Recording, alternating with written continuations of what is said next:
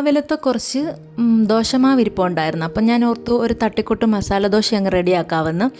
ഞാൻ അതിനായിട്ട് കുറച്ച് കിഴങ്ങും സവാളയും അരിഞ്ഞെടുത്തിട്ടുണ്ട്.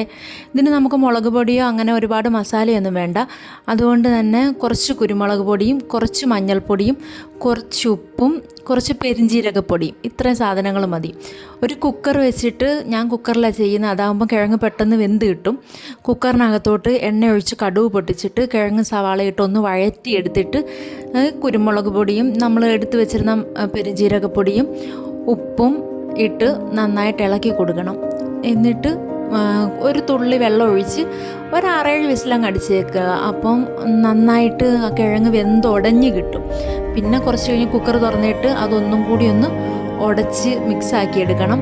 എന്നിട്ട് ദോശമാവ് എടുത്ത് തവയിൽ ഒഴിച്ച് പരത്തിയിട്ട് ഞാനൊന്ന് മറിച്ചിടും കേട്ടോ. അപ്പോൾ ഒന്നും കൂടെ നല്ല ക്രിസ്പി ആയിട്ട് കിട്ടും, നല്ല മുരിമരാന്ന് മൊരിഞ്ഞ് കിട്ടും.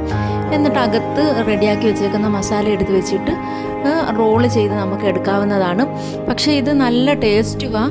വീട്ടിലുള്ള 2-3 ഐറ്റം കൊണ്ട് തന്നെ നമുക്ക് അധികം വരുന്ന ദോശമാവൊക്കെ വെച്ച് ട്രൈ ചെയ്യാവുന്നതാണ്. ഇവിടെ ഞാൻ ചമ്മന്തിക്കറി എടുത്തേക്കുന്ന സാമ്പാറൊന്നുമില്ല,